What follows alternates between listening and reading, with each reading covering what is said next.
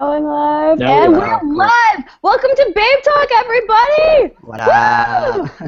All right, tonight we have Oliver Baxxter, who is the front man for Victory Records' latest signing, Broadside, and the man behind the scenes of Damaged Kids Clothing. So we're going to talk about all of that fun stuff. We also have two of our lovely panelists. We have Daniel. What's up, And everybody? we have Matt. What up, what up? All right, so Oliver is not here. Normally, Oliver hosts Babe Talk, but your girl Ashnick's filling in. So, as always, we're going to start off by asking everyone how their day was. So, Daniel, how was your day? My day was good. I had work today, which wasn't as bad as I thought it was going to be because it rained like halfway and it was really slow. So, I was pretty much like folding clothes and not interacting with people, and I kind of liked that. Because I also had a headache today, and I was just like, nah. And Good way to go about it. I was like standing everywhere. And like, if you don't know where I work, it's Urban Outfitters in Philly, and I'm just like, Ooh. yeah. So fancy, so hip. So cool and swag. It is. Until you get some drunk homeless people coming into your store and harassing like the people you work with. That's not man, cool. that's not cool. It is not cool.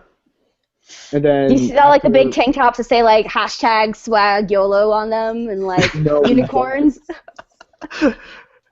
I don't think, no, we're not one of those boardwalk beach stores that have all that. Oh man, I love those stores. They all sell the same thing, but like for some reason you're like, I gotta check this one out too. I know. Oh my god. It's just like a certain draw. You have to go in there. You're like, it's so neon and it's so awful, but I need it. Yep. It's so bro, everything. So Right? bro. Aren't we all though? Just so bro, you know? We all have a little Just a bro little bit. inside of us. Just a little bit. A little bit. All right, Matt, how was your day? My entire week has been really hectic. I spent last week, spring break, in San Francisco visiting family and just like slacking off. I took a week off all work and all school, and now I come back and it's just the craziest week of my life. I have so much going on right now. Yeah, like I'm jealous. I went to school, I worked today, and then for the next 5 days I'm working at this film festival, Nifty. So. Oh, no way. That's awesome. Because I know you're interested in like film and stuff, so there you go, Yeah, man. it's pretty cool. Yes. All right, Oliver, my man. Been a while since I last saw you. How was your day? My day was chill. You know, I usually work on Wednesdays, but I didn't today. And then so I did some important stuff. I bought some kitchen stuff for my upcoming apartment, and Nice. from IKEA. Maybe you've heard of it. I love IKEA houseware is the shopping. best. It's like a weakness. I like it and hate it because then I got to, you know, it's like I don't. Here's how I work. Okay, it's kind of backwards. I'll buy the stuff for the apartment. But I've looked at a few apartments, but I don't have an apartment yet. I didn't sign a lease yet, you know. But it's hopeful, you know what I'm saying? It's like, So you know, like no matter what apartment you're gonna be in, you're gonna need like a pan and a cutting board and stuff. exactly. Like that. You're like, That's literally what I bought, And Yeah. utensils. and that was cool. And then I went to Red Robin, which was the fanciest Red Robin I've ever been to in my life. It was so cool. I got to sit in the over 21 section, no big deal. And then even though I just got water, she was probably so bummed. And then yeah, I had a cherry Coke today. That was nice. Ooh, Yeah. those are so good. They don't sell those like anywhere near me. You have to go like at least 20 minutes to like a CVS to find those. It's so strange. Really?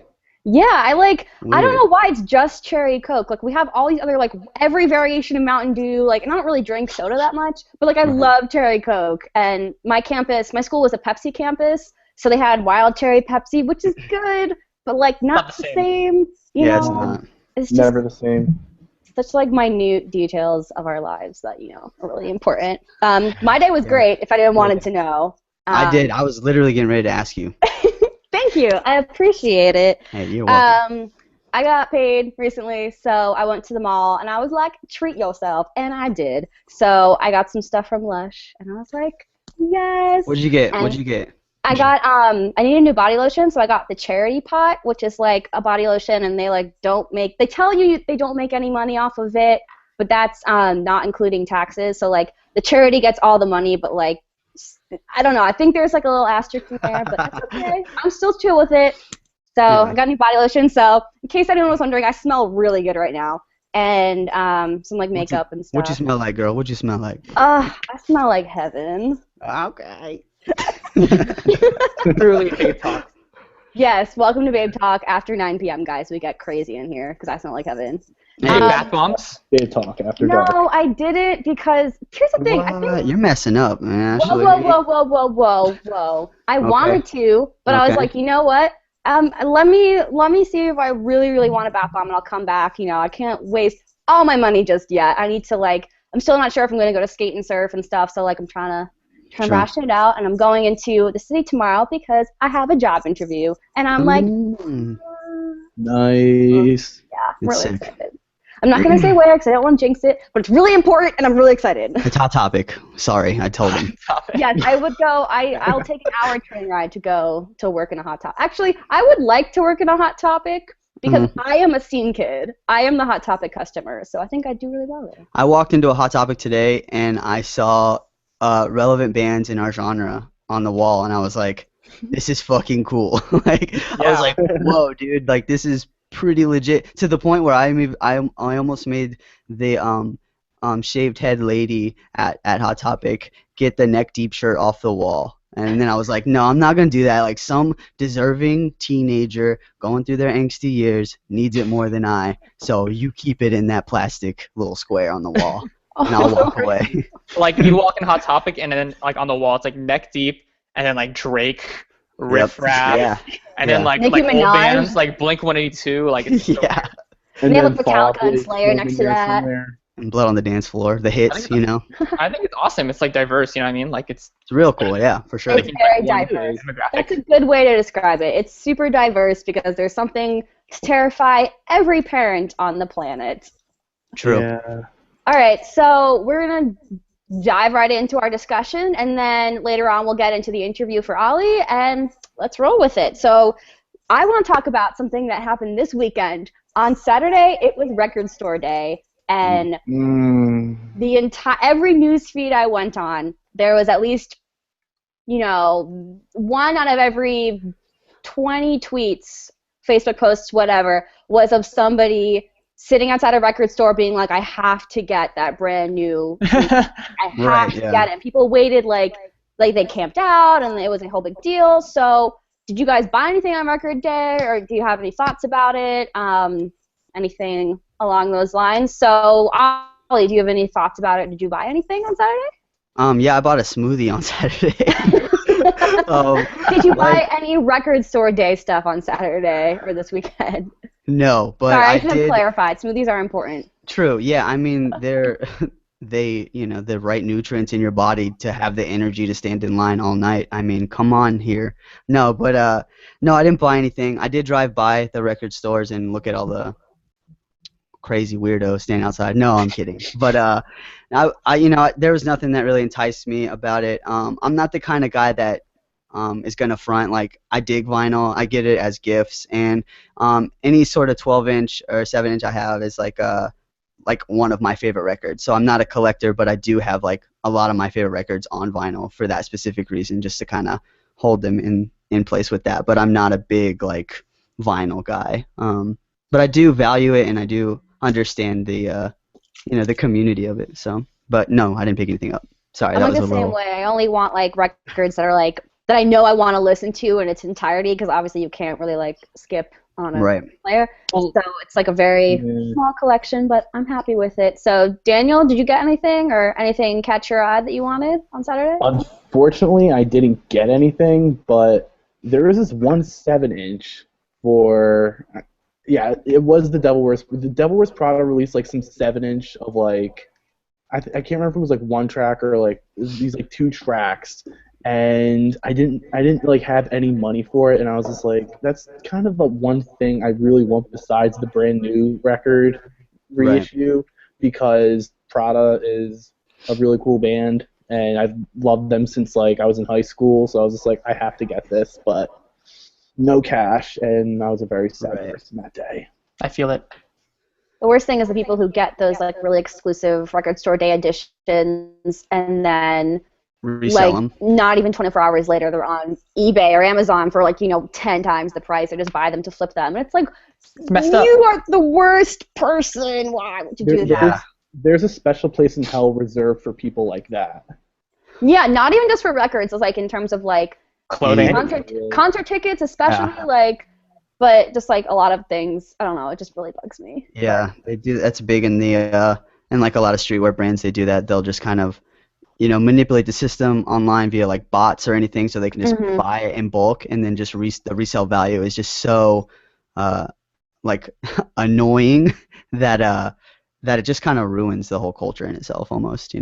Yeah, I totally feel that. Matt, any thoughts on Record Store Day? I don't have a record player because I am broke. Like you were saying earlier, like if I did have a record player, I'd only want to buy my favorite albums because, if I bought every album I wanted to listen to on vinyl, that would be like, I guarantee you'd be over like $10,000. It'd be a lot of money. Yeah. But I was in San Francisco at the time on Saturday, just shopping around, and I walked into the record store, and it was like insane. There's like so many people just like walking in and out, just buying stuff, and I didn't buy any records, but the store I went to had every Joyce Manor album on like a physical CD, so I bought all of them. Oh, nice. And then I realized that I already had 2 of them at home. Now you have a backup copy. Yeah. Yeah, so I just have like Right. a bunch of Joyce Manor CDs now. You're ready. You're ready to not stage dive. That's what you're ready for. I saw Joyce Manor a few months ago, and people were stage diving like crazy, and I was like, I don't get it, but I'm not going to question it. I like Right. it. How upset was the lead singer? You cut out a little bit there. Can you just repeat what you said, Daniel? With all the stage diving. He said You cut out he a little loves bit. he loves Wednesday nights. I think is what he said. Yes, Wednesday nights are the best. Because Babetalk is live on Wednesday. That's why. What Yes, that is up? Seriously, can you guys hear me at all? Like, I feel like I'm like. I I can can hear hear you you. now. Sometimes you just cut out a little bit. Uh, It's like a Wi-Fi thing, not a mic thing. yeah, I know. My Wi-Fi's kind of crappy, so. It's okay. Comcast? We're all podcast problems. Yeah. Hashtag. New hashtag. We'll start that. We'll do that. That'll be a Babetalk thing. Podcast problems. I like it. Podcast problems. Babe Talk thing. I didn't buy anything on Record Store Day. I wasn't really planning on it. Like we were talking about before, I only want records that of albums that I know I want to listen to in their entirety. But one thing I saw online that I thought was so smart was No Sleep Records put up. It was basically called like the random rares, and you could pick either a 12-inch or a 7-inch, and you'd list in like the order notes, like the special comments section, whatever. You'd list your favorite No Sleep bands, or like you'd list like a couple of bands that you really like on the label, and they'd either send you an album from that artist or that list of artists, or one that they think is similar that you might like, but you wouldn't know until you got it. And Pretty cool.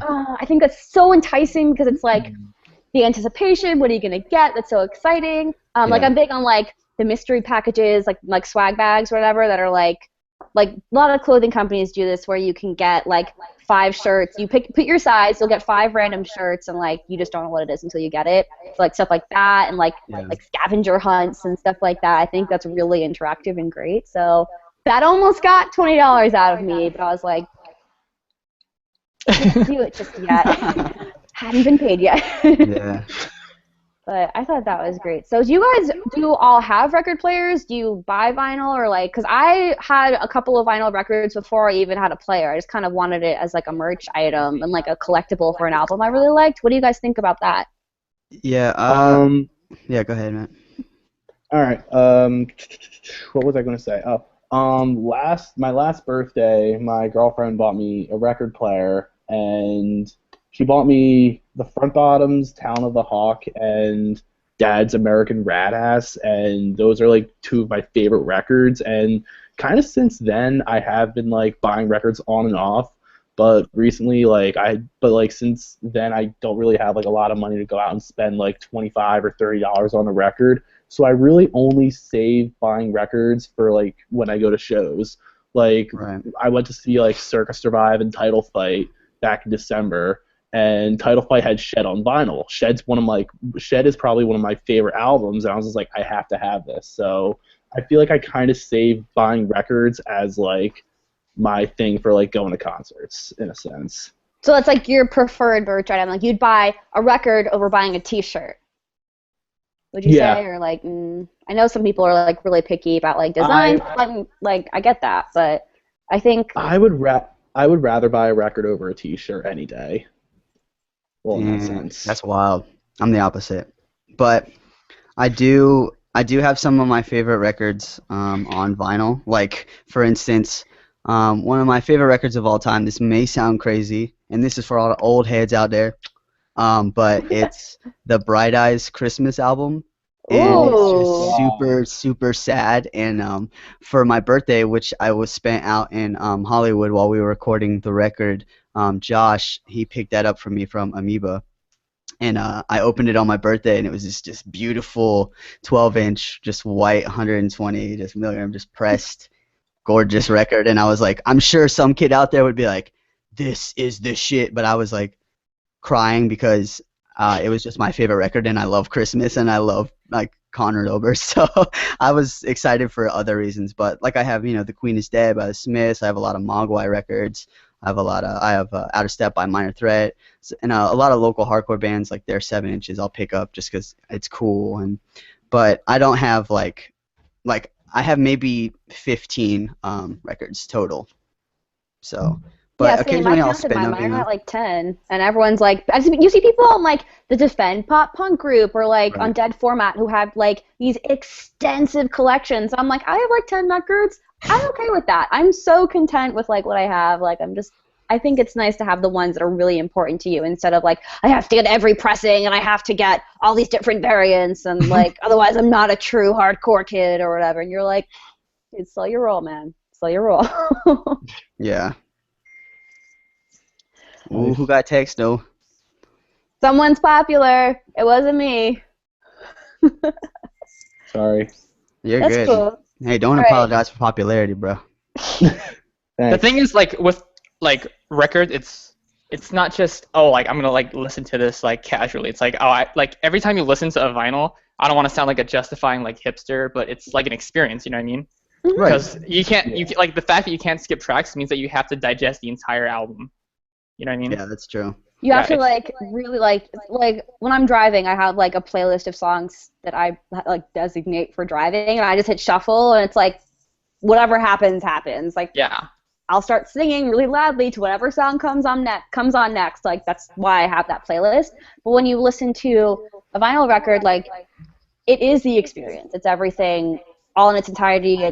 You can't skip the intro track, you can't skip that one track you don't like, but you kind of see how the record as a whole evolves, and it really is an experience. And like one of my all-time favorite records in the entire world is Separation by Balance and Composure, and that record flows so beautifully, and it's like so fucking important to me to listen to it like in a very specific like mental state and like just listen to it all in one. So that's a record I really love having on vinyl. But, like, exactly. Like no lie, I was on a date where all we did was listen to that album. Damn, that's like so cute. We just sat on our bed and like talked and like listened to that album, and it was amazing. What's up? Damn. Nice. Tell the boys on the East Coast to do that. It was her record. Oh, well. Whoa, that's sweet. Whoa. Either way, well, I hope it was a good date overall, because that sounds like my ideal kind of night, keeping it real. Exactly. All right, so let's switch over from vinyl format to digital streaming, specifically talking about Tidal, which I really didn't want to say this because it was such a horrible pun, but Tidal's making waves. But Close my laptop. I get it. Done. You know what? Ollie isn't here to make stupid puns, so I have to do it, guys. All right. Ollie B is here to make stupid puns all day. Please do. I'm just kidding. I have zero. I'm not that guy. I'm not a punny guy. You must cherish those punny people. They're rare. Anyway, we were talking about Tidal, like the three of us before, but I'd love to just kind of open it up for discussion. So I think, so I watched the press conference video. It's like, the 20-minute clip on YouTube. And I think the whole time I was thinking, the one thing that Jay-Z is really good at doing is creating hype. You know, like, if Jay-Z's involved in a project, like, you want to know what's going on, and you're, like, he has a really good way of getting people hooked and interested and stuff like that, but I kind of felt like it felt like a sizzle reel, you know, like, for a TV show or something that a producer is pitching to a network, or, I mean, whatever the technical terms are. It's like only showing like the most flashy parts, so it's like, wow, like this seems really exciting, I really want to watch it, or whatever. I kind of felt like that's what it was. Like in the end of the video, it had like clips of all the artists like kind of sitting at a round table at a conference table and talking like, this is the way of the future, and the artists are taking back control. But like, there are a lot of things I don't like about it, but I kind of just wanted to open it up. So Ollie, is someone who's like in a band, on a record label, clearly you're really dedicated to making music. What do you think about everything that was kind of going on with Tidal in any aspect?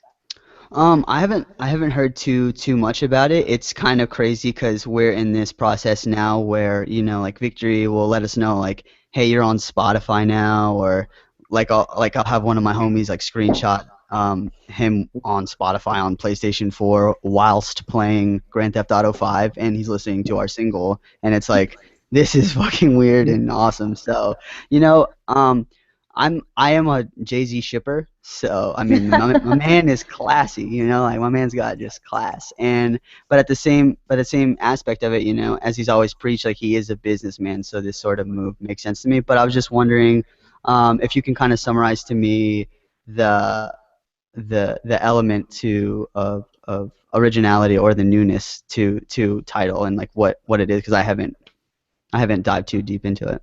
Ashley, you want to take a lead on this? I will do my best.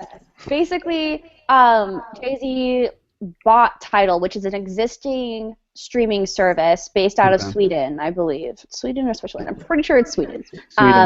Yeah, okay. And he had this huge, really flashy press conference where he had all the artists who are owners. It's like one of the big selling points is like it's owned by the artists. And so we had all these artists line up, like Daft Punk was there, Rihanna was there, Nicki Minaj, obviously Jay-Z and Beyonce were there, and like Madonna was there, and they all kind of line up, and they're like, we're taking back control. The artists are in control now. Because the control was taken away from us once streaming became a thing, and they all like really dramatically like signed a contract and whatever, and it was really flashy. That's why I say like Jay-Z is really good at creating hype. And the service is, I believe you get a 1-week free trial, but other than that, the service is $20 a month, and I think it's either 20 or 25, because my music industry professor subscribed to like see what it was like for longer than a week, because I mean, a week isn't a really long time to get to know a service. I think Spotify nailed it with a month. I think that's really important. So $20 a month, but it got raised to 25, or there's 2 different tiers. I'm not 100% sure. Yep. Daniel.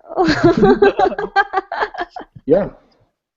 Insightful. You just blowing into your mic just like because.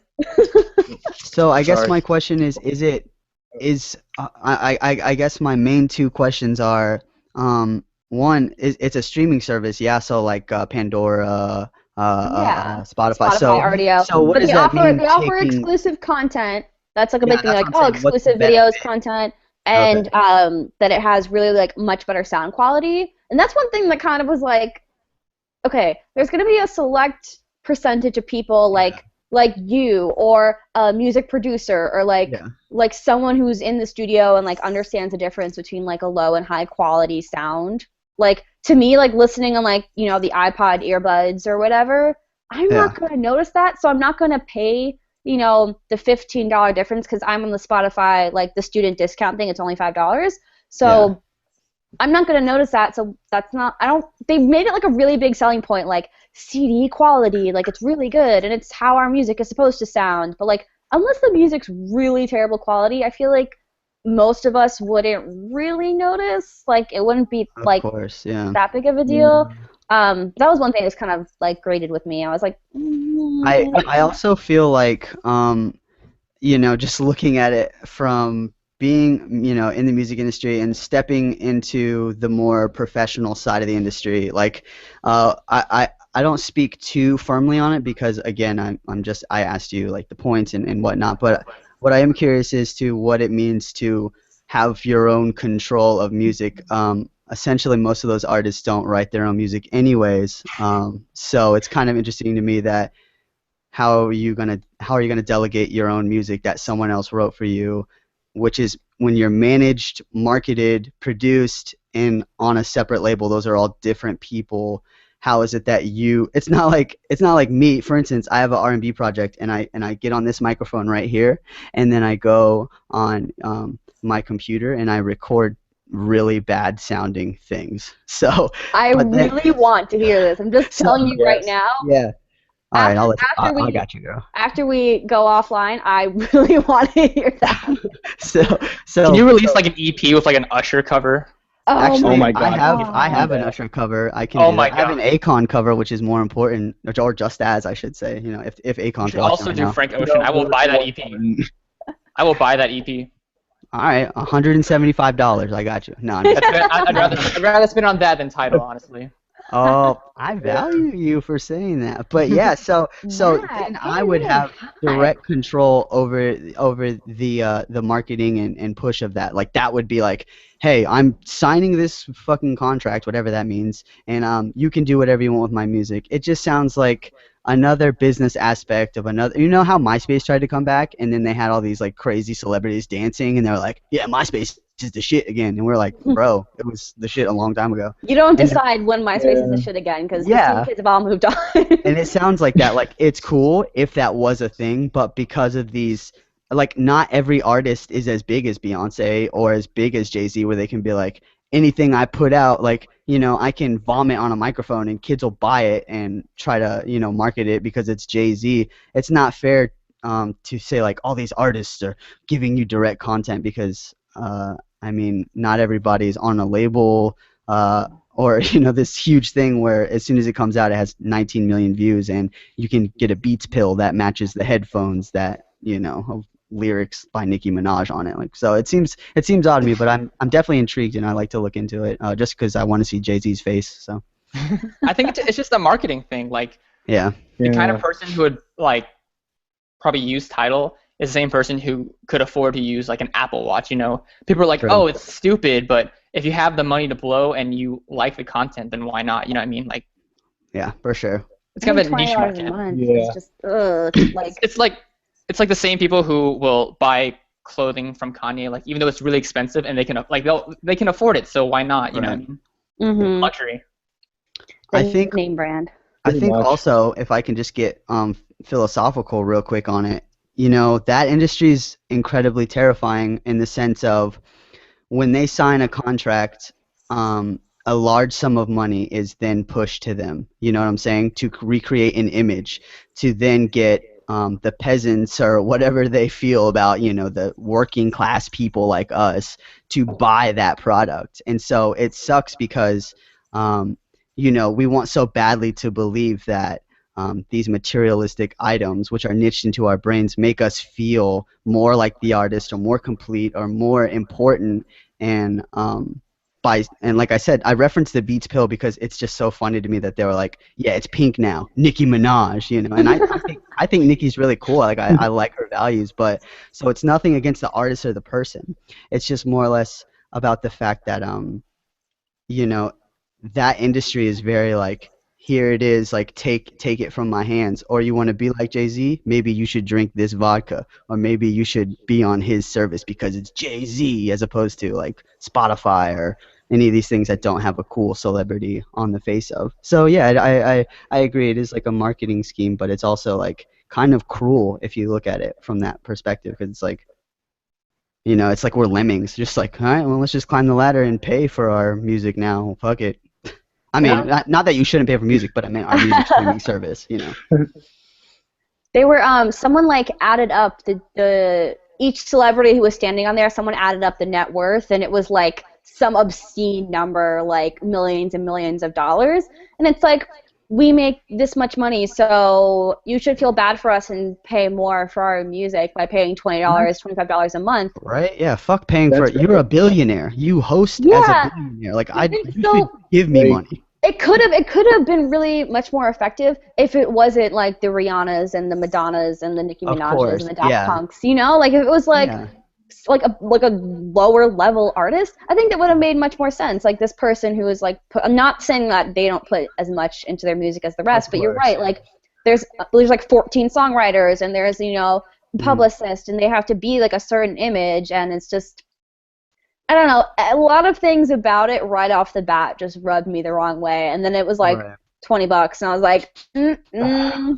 Well, like, can you imagine Yeah, what I'm it'd be good. like if they were like signing independent artists? Like, it'd be amazing. You know what I mean? Like, oh, like we're That would actually be like sick. contributing to people who could use the money. But Mhm. by supporting Tidal, you could be like, oh yeah, I'm paying music so I can listen to people talk about how much money they have, which makes no sense to me. yeah, like you're paying. Yeah.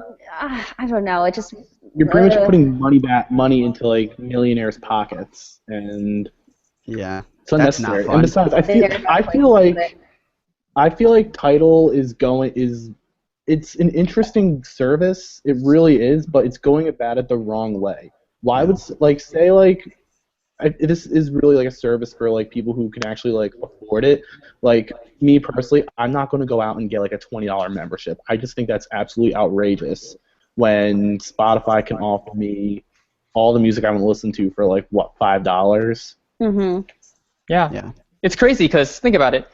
Just Until blows my recently, mind. like before the streaming music market became like popular, no one paid for music. It was very rare for someone to pay for music for like the longest time because people would just download it. Right. And so now that everyone's like hopping onto, oh, there's this market for streaming music, and we should like get on that. Like, it's just Mhm. I remember I like can't imagine the first time I got my first iPod. It was a little iPod Nano. I got it in like 7th or 8th grade. It was like a long time ago.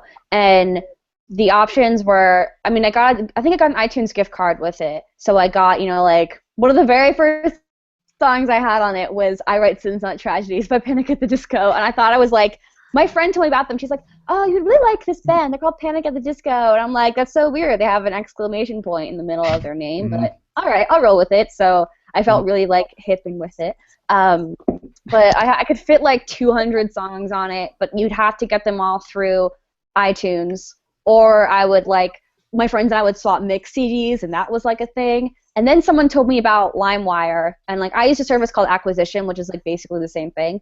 And it was like the whole world opened up to me. Like I could get literally any track I wanted, any artist, any album, like even the parental, like the explicit versions that you weren't supposed to buy on iTunes. Call. What's up?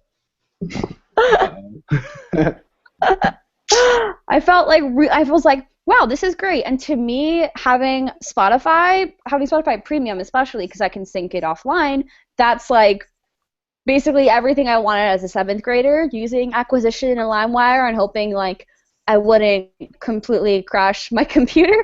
That's what Spotify is for me now, and it's a lot easier because it's not illegal. So I see no reason to pay so much more for like the exclusive content and whatever. Right. Like that's why I think know. Tidal will fail. It's because it's so like unless they can move all of the artists, like, and I'm talking like a huge majority of them over to Tidal, like it's not gonna work. If Tidal came out before Spotify, it would have been huge for like a while. And then Spotify came out, was like, hey, we're charging you half the price. It's like not the same thing. We don't have exclusive content, but we have, the basics. I'd jump on that so fast. Right. Yeah, and people are talking about like Taylor Swift, who's like not on Spotify anymore. They're like, well, she'll probably be on Tidal, and it's like, well, that's not enough of a reason for me to change my entire streaming service because of one artist. Also, I can probably find her stuff anywhere on YouTube or like the Pirate Bay or anything. Just saying. Right. So probably not a big thing. I think their timing was awful, like you said, Matt. Like coming in when like so much. I don't want to give a percentage because I don't know a percentage, but I'm going to go ahead and say the majority of people use one of the three, the Holy Trinity: Spotify, RDO, or Pandora, or maybe like Groove Shark might be thrown in there, or like other streaming services, but like the same concept as Spotify. Yeah. Yeah. And coming in with like such a high price point, and like they apparently have like a really weak artist selection, just from based on like tweets that I've seen about people who are using it, and they're just like all these artists that I usually listen to on Spotify aren't on here, and it's nothing about it is like enticing me to pay this premium price. Yeah, so. think about it. Right. $20 a month. That's about 2 albums.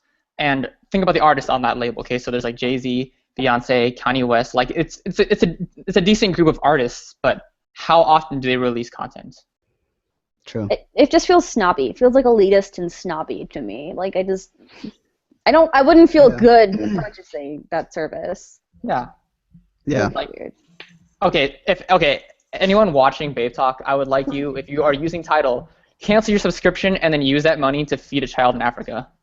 Ooh, They have he those said pay it, by the he month said it. programs, and then I'm just saying, like, I'm not like saying that if you do it you're a bad person, but I'm just putting that out there. You Damn, should I'm just trying say to it. guilt everybody. I think you should just Yeah. straight up say like Someone's you're a playing bad person. hardball. I'm just kidding. I like it though. I like it. I like contrast, so that's fair. You have Yeah. I think what we need, like, since everyone's trying to follow the train of like, oh, it's streaming music and that's what's popular right now, what we should do is find new ways to have that experience that, like listening to like vinyl will give you. You know what I mean? Like if you have an interactive experience, people will love that. Yeah, I feel like they don't offer anything different. I feel like the exclusive content edge, it's like still not enough to get me to pay $20. Like nothing about it is like, wow, I will pay extra. Like I said, I went to Lush today because I needed a new body lotion. Like normally I'd like go to CVS or something, get the first moisturizer I saw, and like call it a day. But because I looked up the ingredients and I wanted something that was like, I wanted something nice and not like gross or whatever. And so that's why I went to Lush, pay the extra to get the really nice product. But like nothing about Tidal is making me think like, yeah, I'd throw $20 to that service. Like nothing about it. Serious problems, guys. Serious problems of our life. Crazy. All right, cool. Well, now that we've wrapped up our title, let's move on to our interviews. So, Ollie, we're going to ask you a couple questions. But first, because I know most people know you as the guy from Broadside, but you also have a clothing company, and I'd love for you to talk a little bit about that just so you can get the message out there. Yeah, absolutely. Sorry, there's like some hair on my knee. That's not mine.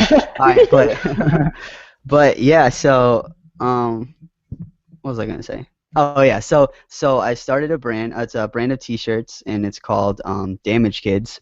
And the whole idea behind, the concept is promoting the idea of unity and just not taking pride in like your damages or mental stigma, but just kind of bridging that gap that I have experienced in my life as well as many teenagers and people and throughout our generation and beforehand with that music does, and it's kind of just to bridge the gap to conversation of embracing your setbacks or stigmas that you experience as an altered youth that we all are, and really channeling them into something positive. So, a lot of the my ideas and focus for this project stem from my own dealings with social anxiety, teenage depression, like the weight of teen suicide and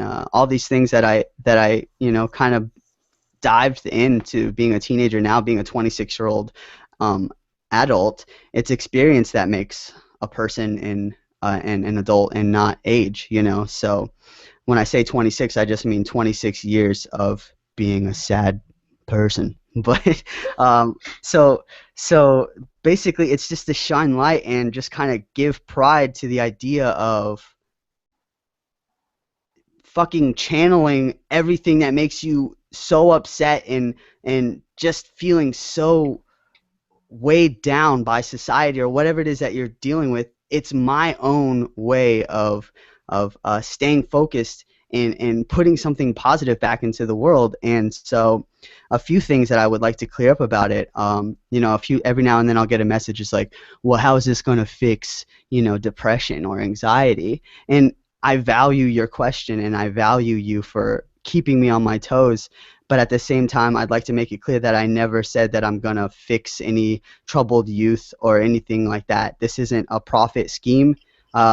the initial money that came from this, I started a Kickstarter, and it failed to reach goal. So then I paid out of pocket to get the first shirts printed, and ever since then, I've just been recycling the money. There's no sentient of profit from it, you know. I've shipped. I'm about to print my third design shirt now, which comes out Friday, and it's just been really, really incredible. The engaging conversations that I've got to have with people all across the country and outside of the country as well. I've shipped 2 packages now out of the country, and it's just kind of unreal to me that like someone in the UK is, you know, just taking a stance and just being like, I support this brand that isn't shoving these big, bold letters in my face and shoving these big, overpriced, you know, scripted notion of what's in and what's cool in my face, but it's just kind of saying,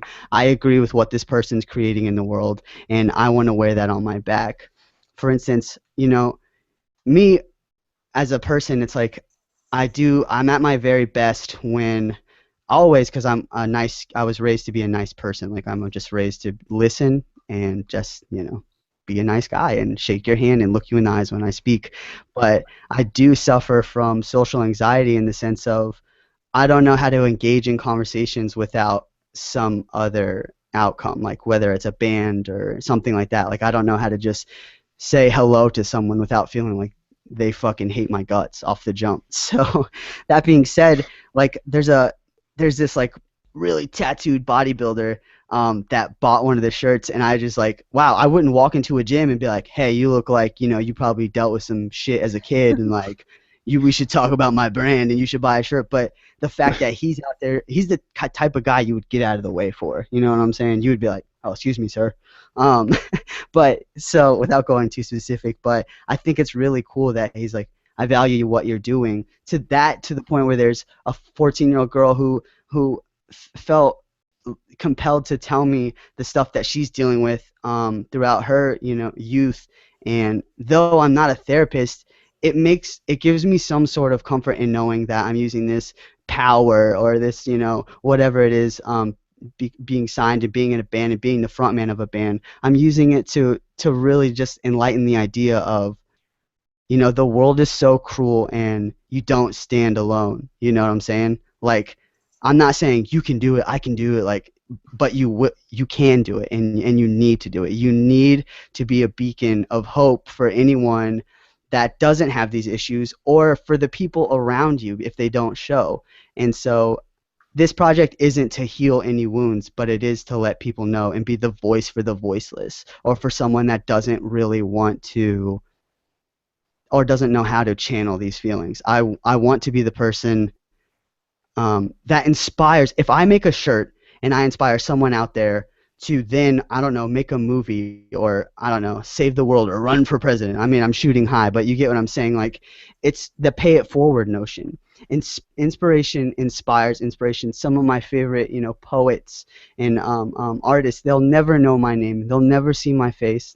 They may never see another human because they're dead, but I wish I had the opportunity to say, you know what, I value you because I temporarily slipped away into your sadness through your outlet, and it inspired me to be a better human being. And I feel like in this generation, which is so fast-paced, I can get online and harass so many people's ideas, and I can do all these things, and I could rip someone to shreds in a matter of minutes because I'm an anonymous entity that can just crush you. And we're such a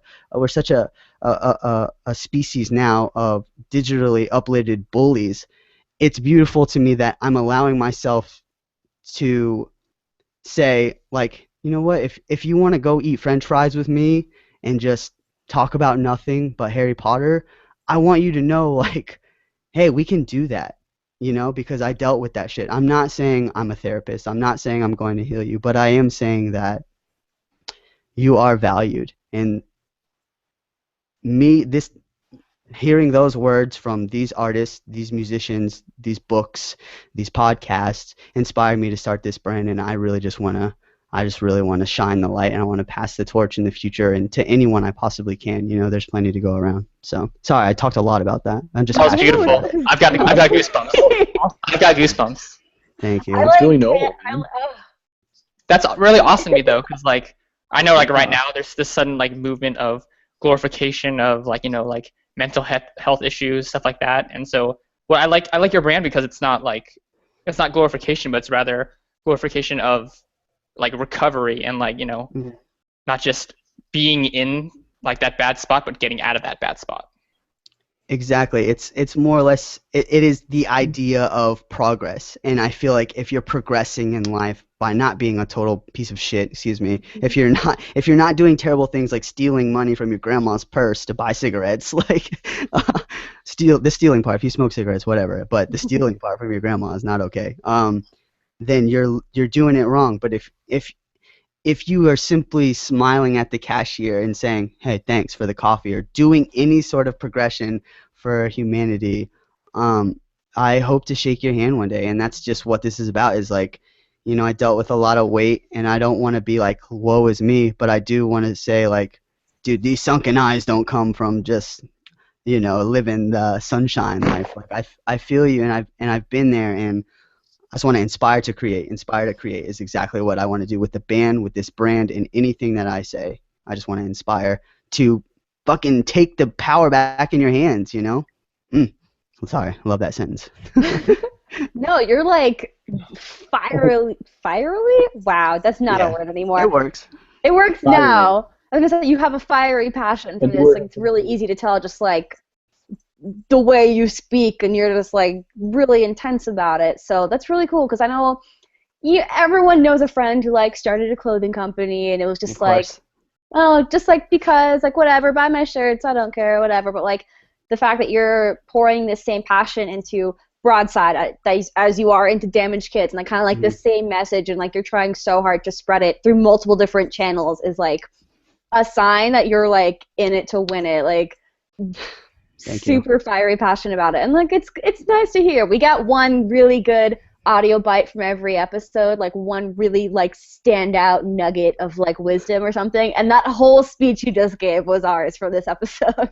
That's really cool to hear, and honestly, like, thank you guys. I think building a community is the most important thing that people can do, and like, granted, it's only 3 people in here right now, and maybe somebody on Instagram that's like, this guy's kind of attractive, let me watch this thing. If it inspires them to tell their friends, like, I think community-based things are like the power that I'm talking about. Like, progress is progress, and that to me is cool that you guys have this going on. So thank you for even like having your boy on the show.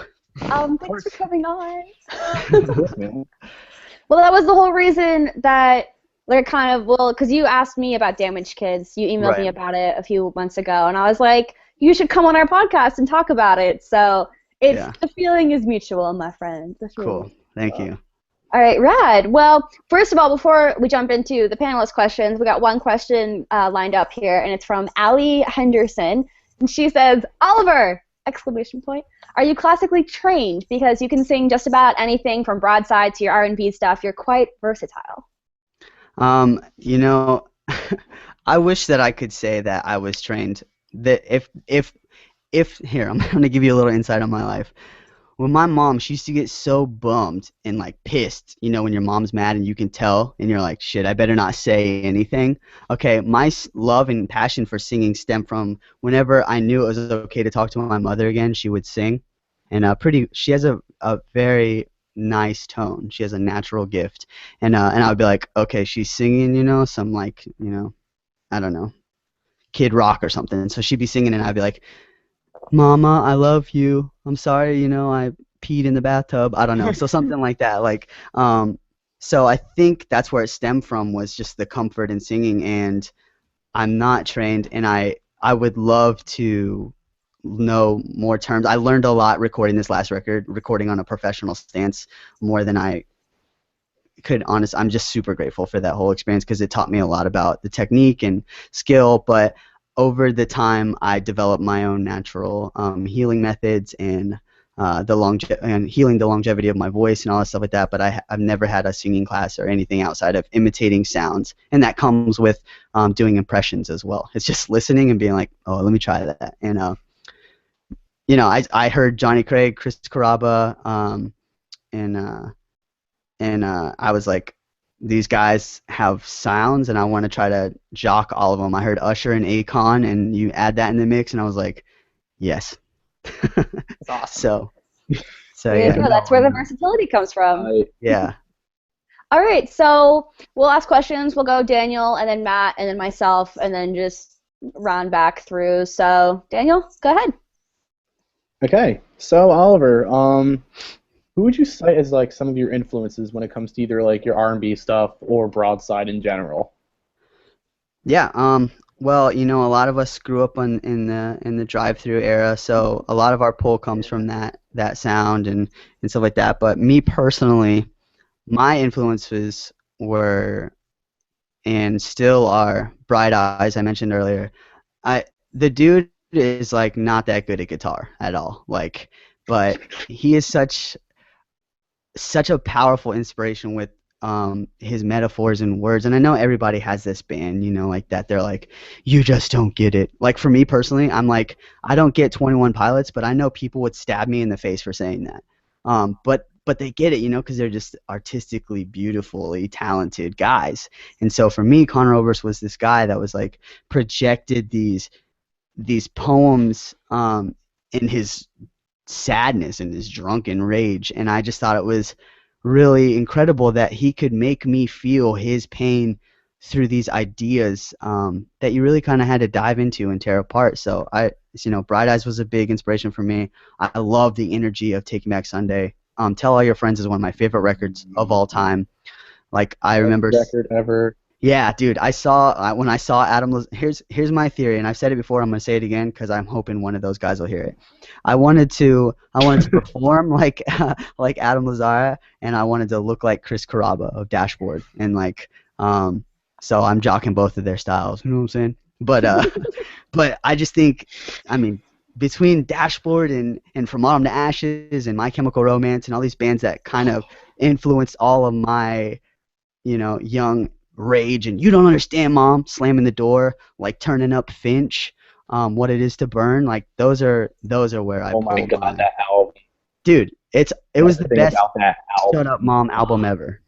I love it. But dude, so Finch, Take Back Sunday, Dashboard Confessional, and when like Johnny Craig came on the scene, I mean, I'm gonna straight up say it, total asshole, but my man's got some pipes, incredible talent, and I just wish he seems like he's trying to turn a new leaf, which is dope, absolutely, but I feel like not enough people are they're just afraid to say it, and it's like, dude, when you burn a bridge, you burn a bridge. But I would love to take his voice and put it on, someone cool, like really cool. But sorry, go ahead. What's that, man? If Johnny Craig was like cool, sorry, but like if Johnny Craig was cool as a person, I would actually like him more as an artist. But I just like him solely because he can sing really, really good, mostly. And I remember meeting him like years back at like Camden Warped Tour, and he looked very strung out. Like I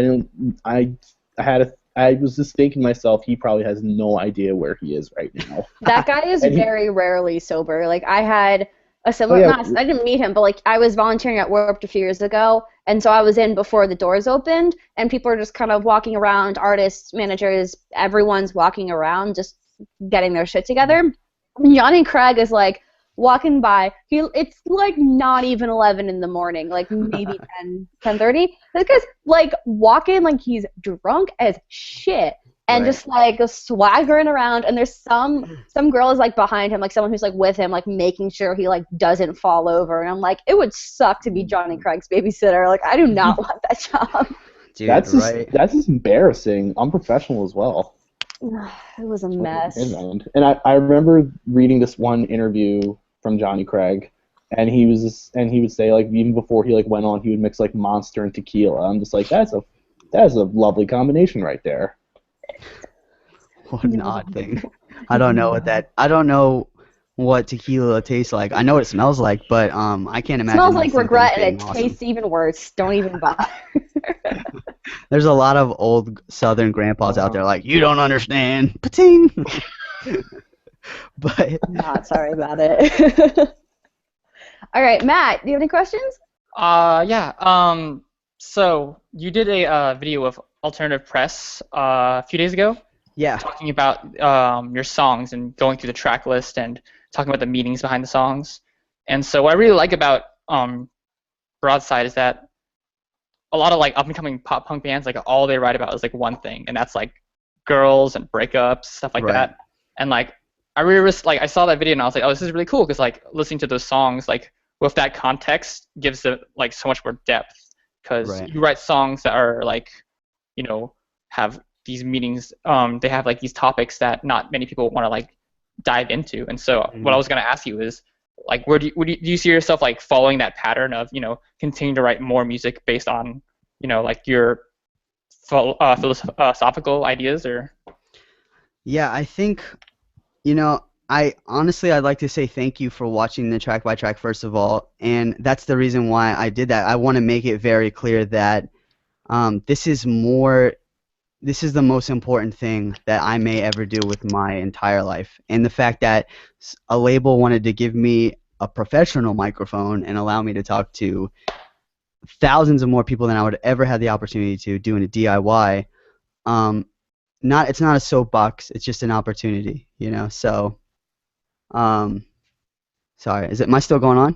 My screen just changed. Oh, no, you're fine. Oh, I was just cool, making it yeah. so it wouldn't change back and forth between all of us. Oh, weird. I got so much bigger, and then my saggy eyes look so much more worse. But I like it. So, yeah. So it's not a soapbox. I'm not preaching. I'm just given the opportunity to tell my story. And I think what a lot of people, as you said, again, thank you. But but again, thank you. A lot of people don't want to dive into the reality of our culture, of society, of what it is to grow up with the burdens of the world on your back. And there's plenty of people that deal with this. It's insane to me that more people aren't embracing this. And so the beauty of this record, I think, one, is our first professional record. We went in there and I knew what I wanted to write about, but we sat down with Kyle Black and we wrote these songs, and it was like, all right, Ollie, get on the mic, do your thing. But I had a lot of lyrics written, but like again, the soul of it and the heart of it came from, I just did all that I knew how to do, and I reflected from the only place I knew how to reflect from, and that was maybe allowing some of these shadows that, for lack of better words, that have been chasing me, maybe allowing them to just kind of come out.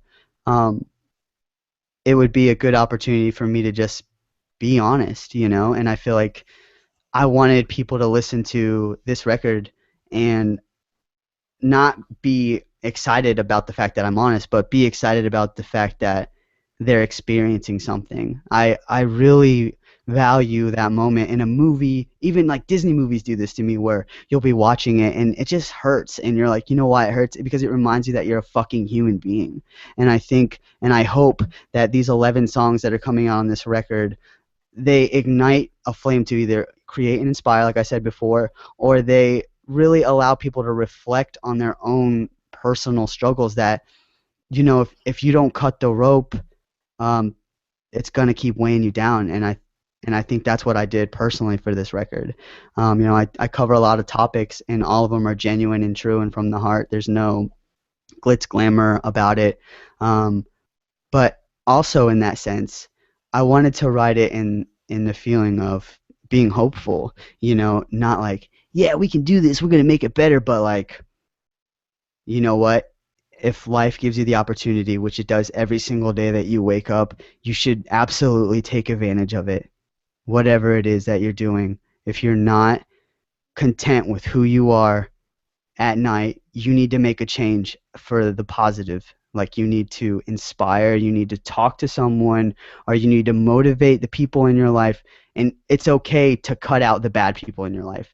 It's okay to cut out the people that you can't stand engaging with unless it's like your boss and you need to work. Find a better job, like, it's okay to say, like, I'm young and I'm fucking pissed and I'm sick and tired of waiting for people to give me what I think I deserve. Like, you need to take it. Not physically. You don't need to steal from anybody, but you need to, you just need to, you're given a voice and you're given an opportunity. So I don't understand why a lot of recording artists, especially in our genre, don't push onto that because you're given the opportunity, you're given the window, you're given the outlet, you're given the peers.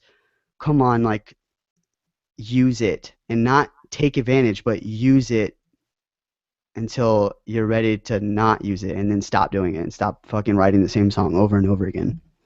Right. Because there's like bands who will write music solely for the people who are going to listen to the music. You know what I mean? Yeah, And like it's really cool because awful. like Broadside or like for example like Law Dispute, like you guys write songs that you might not relate to, you might not fully understand, but you empathize and you like kind of you digest it, and it's you're right. It's like an experience, and it's awesome. Exactly. I like to think that there's going to be a bunch of different people who enjoy this record for a bunch of different reasons. We experimented as artists, is what we are. We experiment with some crazy shit. I mean, there's like a bridge in there. I sing through my teeth, and there's one or Niles is shredding on his guitar, and the guys in there, they detune his guitar while he's playing just for the experience. It's like, dude, I know that we're not weird like New York City street performers like splashing our body with paint on the ground, but it is very okay to take the element of sound, which music is, and fucking push it to the limits. You know what I'm saying? Like, I'm not fucking, Jay-Z. I'm not any of these people that are, I'm not One Direction, even though I want to. Please make me the new Zayn. I'm not expected to put anything out other than being honest. I'm not expected to put anything out other than a good record. And you know what?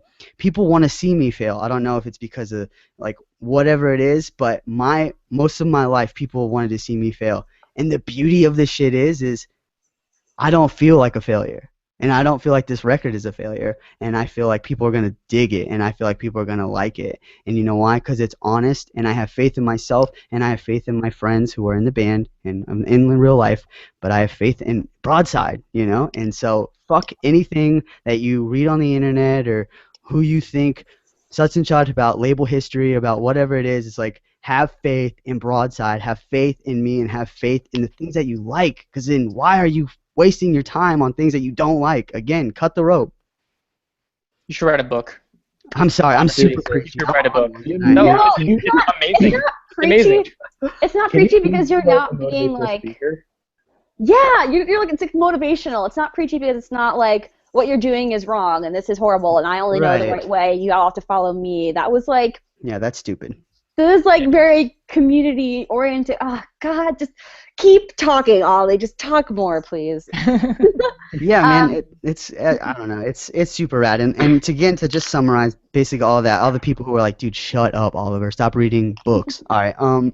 Basically what I mean is like, we wanted each song to be a different experience, so it sounds differently. I mean, we straight have like a direct Panic at the Disco reference on this, and may or may not have this bomb-ass breakdown who I don't even sing over on the record. Like, we're not too crazy. It's very central to Broadside, but it is very like, hey, we're all from different backgrounds, so we wanted to write a record. This is how bands that are truly motivational progress through life. Look at, Thrice, look at Brand New, look at all these bands who are like, look at the new Major League record. Shout out to those guys for just fucking being like, we're going to make music for music, because that's what it's about. In our genre, that's what it's about. Oh my God, it's so good. It's so important to me. That Major League record is like, yeah, it's super good. It's cool. It's super cool because, we've known those dudes for a while, and it's cool that they're like, yeah, let's change the game up, and kudos, honestly. Yep. Awesome. That's the moment. We're 26 days, 3 hours, 56 minutes, and 10 seconds away from Old Bones releasing. That's nuts. That's bizarre.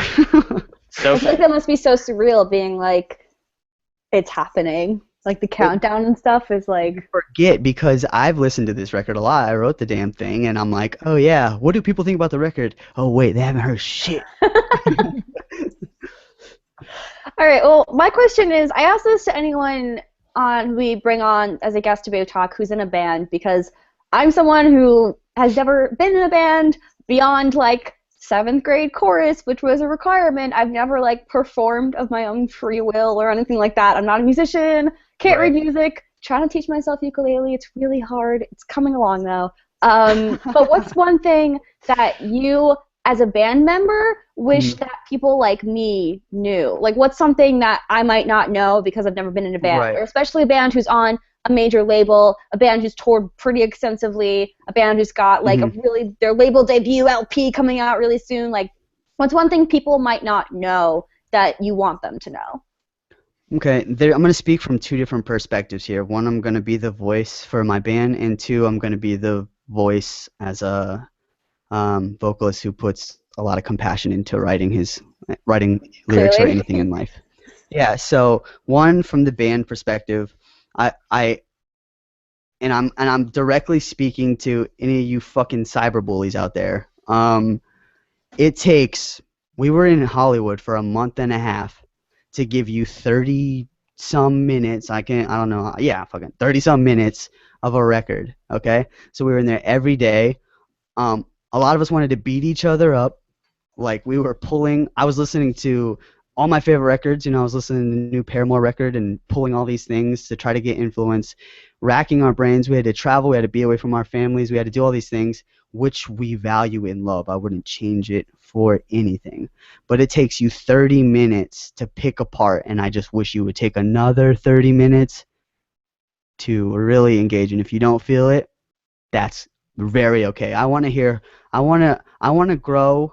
I want to be known for the people that don't like me as opposed to the people that do like me personally.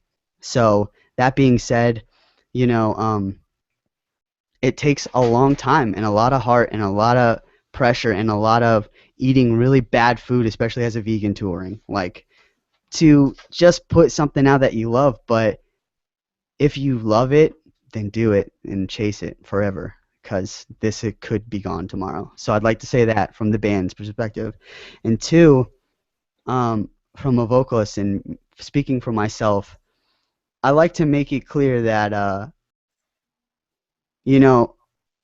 as a somewhat, like, I'm not over dramatic and I'm not emotional, but I do like to dive in. And one of the most beautiful things in life is an engaging conversation with someone. So when I had to channel all these things, I had to reopen the doors to all these experiences in my own personal life, which I've been forced to, close the door and grow and embrace them for what they are, or honestly accept them.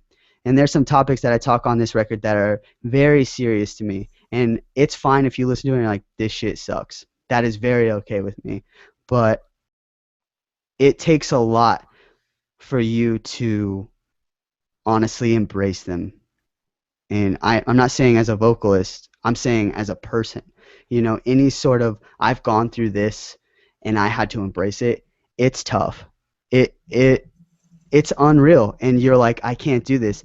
I kind of shake in my own skin when I heard that track by track was coming out, because I knew that, one, I'm guilty of just being straight up honest and just telling people, talking to people that I just meet, like I talk to you guys right now. Like, I'm guilty of just being like, yeah, let's just have a conversation. I'm going to be honest with you, because fuck, I might get hit by lightning when I turn around. So, I want to leave behind a memo, and I want to leave behind a message, and that's because I was raised by people who, or at least not by people, but I was raised in a situation where those people die as nothing and no one, and that to me is terrifying. So I'm guilty of being honest, not what was me honest, but whatever you want to know, I'll tell you. And so to dive in and embrace these things face on and to confess them and admit them, it took a lot out of me. And so when I heard that track by track was coming out, I was like, shit, it's no longer just a song. It's allowing them in. And for me personally, as like a social and anxious, introverted weirdo, it's like telling a girl that you like her for the first time. It's like telling your boss, like, hey bro, I don't really like the fact that you think my arms are little and I should hit the gym. It's like telling your stepdad he's a piece of shit and he treats your mom bad. I'm not saying these things happen to me. I'm just trying to relate to the masses, I'm just trying to, it's like, imagine something that you just can't, it makes you sick to your stomach, think about it. Now imagine walking right up to it with confidence and saying, this is how I feel, and then shipping it out to the world. It's kind of unreal for me. I do sing in a band, I do tour, and I do make music. But I'm a fucking human being, you know? And I'm not asking for people to be nice to me by any means. But I am asking people to consider the fact that I'm not less human because I'm on a label. I'm not less human because I have a stupid haircut or I have tattoos. Like, um, these things, this channeled rage all comes from a place, and we should try to find unity in that as opposed to oppress people that are maybe making steps faster than you are in life, et cetera, et cetera, et cetera. Sorry. Best answer award goes to Ollie from Broadside. Just putting that out there. Because some people Where's are my like, award? I will. You know what? Next time I see you, I will make you a vegan cake that has like a medal iced on it, and it'll be like, "Congratulations, you did the thing." All right, hey, I'll take it. I'll take Cool. it. Awesome. All right, so round 2 questions. We'll just go back same order. Daniel, Matt, myself. If that's cool. Daniel, secondary thoughts. Trying to think of something. If not, I Okay, think we have so- a question in the queue. If you want to wait. No, I actually did just think of something. So, Ollie, when you guys got signed, what was your initial reaction? Like, what was going through your head at that time?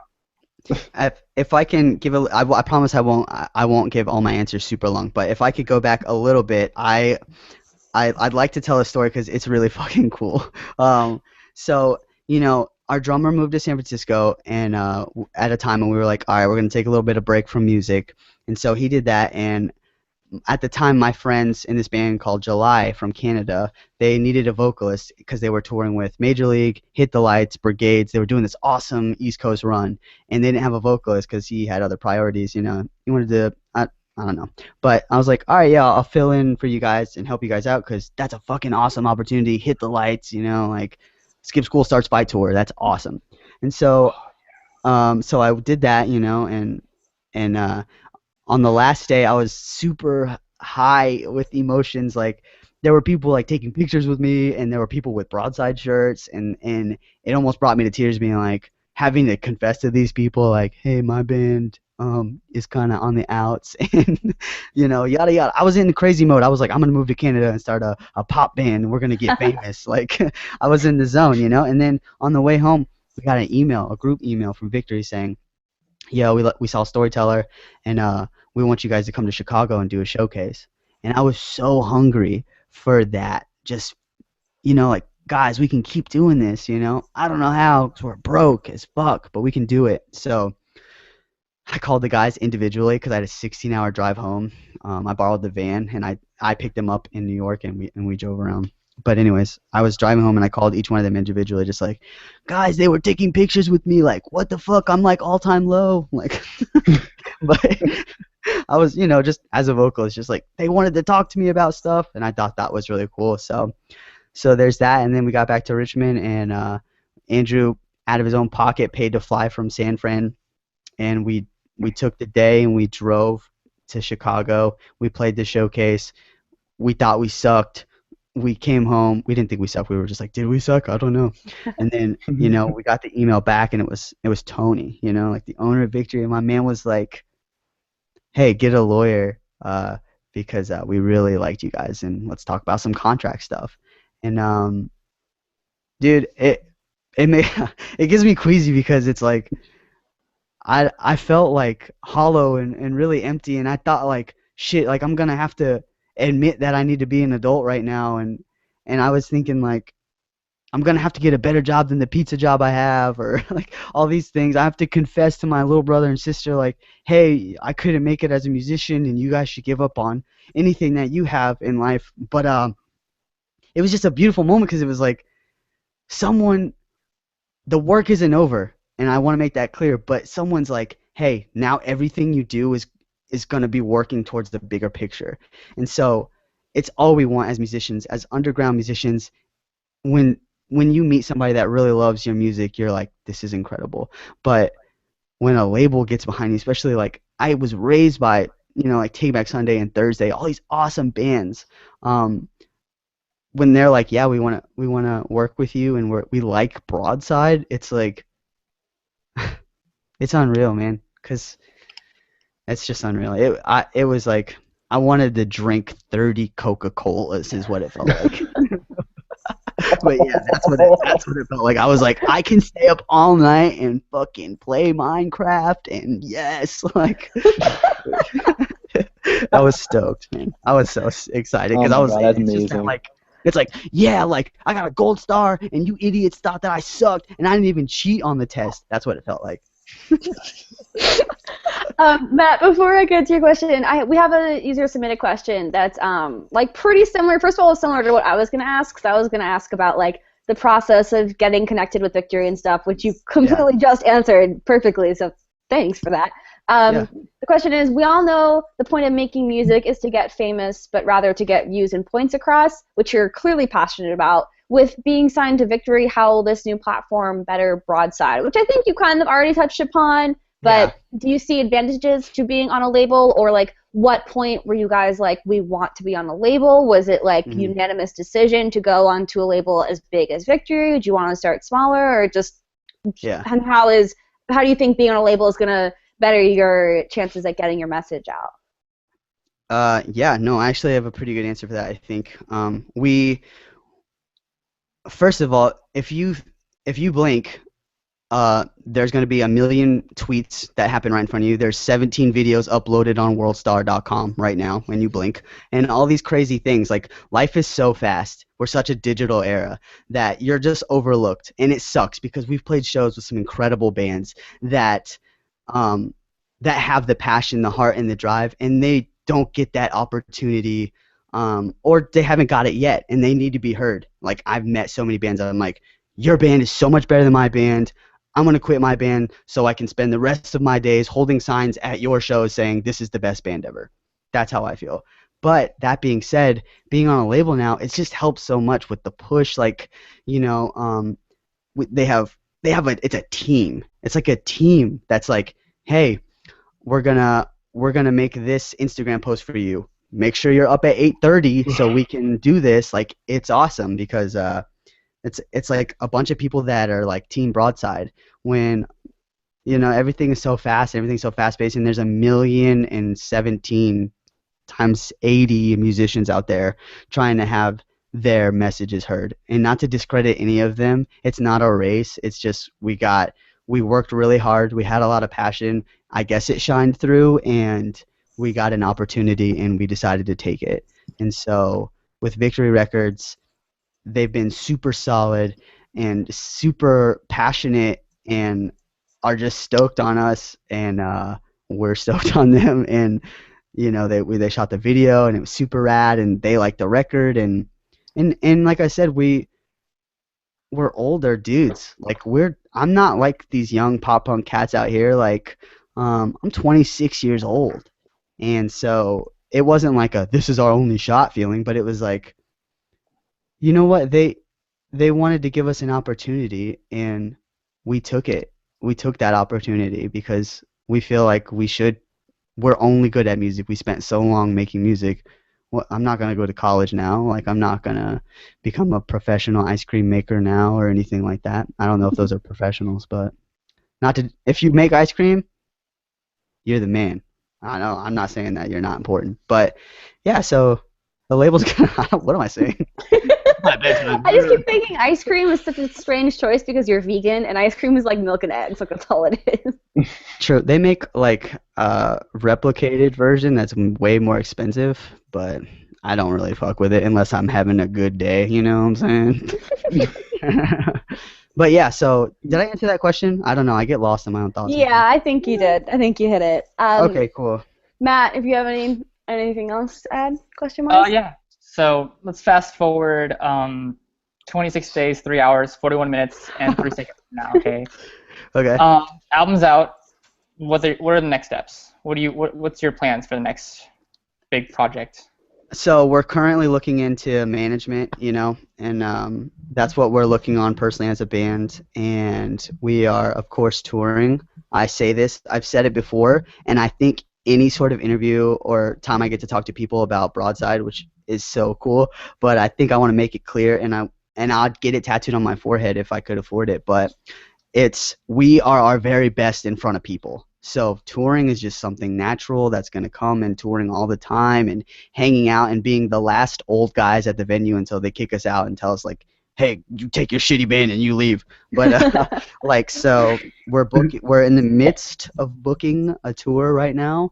I don't want to say that it's Megadeth, but no, I'm just kidding. It's not. But yeah, but so we're talking about that now, and we're just gonna push it, man. And we're kind of at a weird, a lot of bands are booked up for like Warped and all that stuff right now, so that we're kind of at a weird situation. And we heard that the Story So Far record's coming out the same day that our record comes out, and so is Chunk No Captain Chunk. So it's like, and people are like, oh, are you bummed? It's like, no, I'm stoked that awesome fucking bands are putting out. It must be a good day for good music, I guess. Like, that's cool to me. Like, so, but yeah, man. So just touring. 26 days from now, I'll be crying. Wherever they sell the record in stores, I'm gonna go buy it. I'm gonna buy it, and I'm gonna go up to the restaurant and be like, so check this out, Broadside boys. But You're gonna I'm buy excited. like a lot of your albums, and it's gonna go platinum like that. Dude, that would be. I wish I had money, because I would do that, I guess, just so I could give them away for free. That'd be awesome. That would be amazing. Well, we all wish you the best of luck with Old Bones. We can't wait to hear it. We're so close. Dude, Matt, with thank you so much, the guys. official countdown. Yeah. Thank you so much for coming to talk about Broadside as a band, for talking about Damaged Kids, and I think that just about wraps everything up. Is there anything else you want to add, Ollie? Yeah, you can talk to me or harass me or send me emojis at my Instagram, which is Oliver Baxxter, 2 X's, or follow Damaged Kids at Damaged Kids Clothing on Instagram. And if you check out the record and you enjoy it, please take the time to let us know. If you hate it, please take the time to let us know. And if you light it on fire, please send a video of it. Like, I just want feedback, and I just want to have a conversation, and I'm a lonely guy, so let's talk. And honestly, thank you guys for having me. It's been a fucking blast. Awesome. All right. Thanks Well, for being on the show. thank you so much. On behalf of all of us at Babetalk, thank you so much. We wish you the best of luck with your album, and we're going to be signing off. All right. Good night, guys. Later, guys. Thank you.